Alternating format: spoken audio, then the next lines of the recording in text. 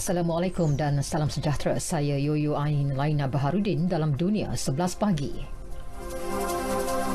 Rusia mengusir kapal selam Amerika Syarikat keluar dari perairan berhampiran Kepulauan Kuril.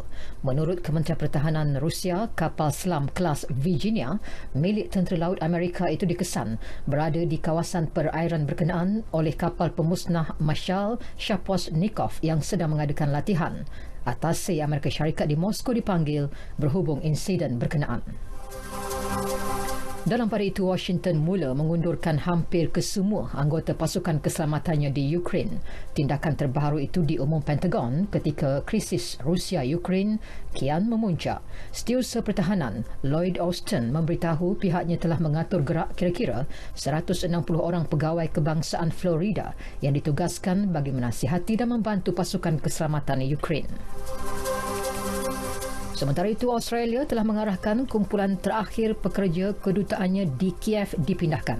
Perdana Menteri Scott Morrison berkata Canberra akan memindahkan operasinya ke Lviv, bandar berdekatan sempadan Ukraine dengan Poland. 3 pekerja yang masih kekal di kedutaan Kiev telah banyak membantu rakyat Australia di Ukraine. Kebanyakannya mempunyai dui kewarganegaraan. Ketua Junta Myanmar, Jeneral Min Aung Hlaing terus mempertahankan tindakan menggulingkan kerajaan awam kononnya bagi melindungi negara daripada anasir musuh dalam dan luar negara. Ketika berucap dalam sambutan Hari Kesatuan Myanmar, Min Aung sekali lagi menegaskan junta bertindak demikian kerana Suruhanjaya Pilihan Raya tidak mengendahkan penipuan yang dilakukan Parti Liga Kebangsaan bagi Demokrasi pimpinan Aung San Suu Kyi. Taufan Basira yang membadai Madagaskar minggu lalu memusnahkan sebahagian besar bandar pesisir pantai Mananjari. 120 orang terkorban, kebanyakannya dilaporkan di pantai timur yang teruk terjejas. Menurut pegawai logistik pasukan Palang Merah Perancis, Martin Marine, penilaian awal yang dilakukan di bandar berkenaan amat membimbangkan. Hampir 9 daripada 10 buah rumah dilaporkan musnah. Hospital tidak lagi berfungsi. 5 pusat kesihatan musnah sama sekali. Kira-kira 125,000 penduduk memerlukan bantuan.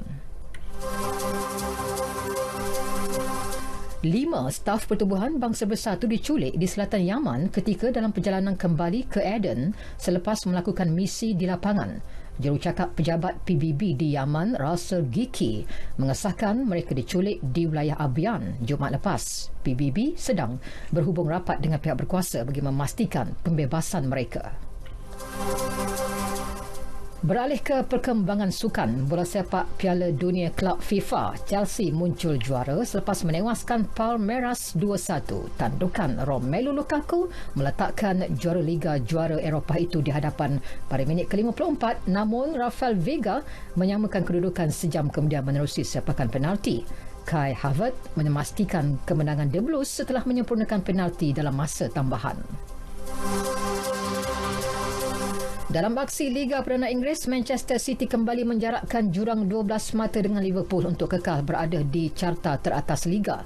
Raheem Sterling melakukan hat-trick bagi membantu skuad Pep Guardiola menewaskan Norwich 4-0. Satu lagi gol dijaringkan Phil Foden. Keputusan lain, Manchester United seri 1 sama dengan Southampton, Everton menewaskan Leeds 3-0, Brentford seri tanpa jaringan dengan Crystal Palace dan Brighton menewaskan Watford 2-0. Di Itali, Inter Milan kekal mendahului carta teratas Serie A selepas seri 1 sama dengan pencabar terdekatnya Napoli. Keputusan itu menyaksikan kedua-dua pasukannya hanya dipisahkan dengan 1 mata. Keputusan lain, Lazio menang 3-0 menentang Bologna, Torino pula tewas 1-2 kepada Venezia. Akhir sekali, tenis ATP Rotterdam di Belanda. Juara ditentukan antara pilihan pertama Stefanos Tsitsipas dengan pilihan ketiga Felix Auger-Aliassime. Dalam aksi separuh akhir, Tsitsipas menundukkan Jiří Lečíka 4-6, 6-4, 6-2. Aliassime pula menyingkirkan pilihan kedua Andrei Rublev 6-7, 6-4 dan 6-2. Sekian berita yang disunting oleh Haslinda Hassan dari Pusat Berita RTM. Selamat Hari Radio Sedunia. Assalamualaikum dan salam sejahtera.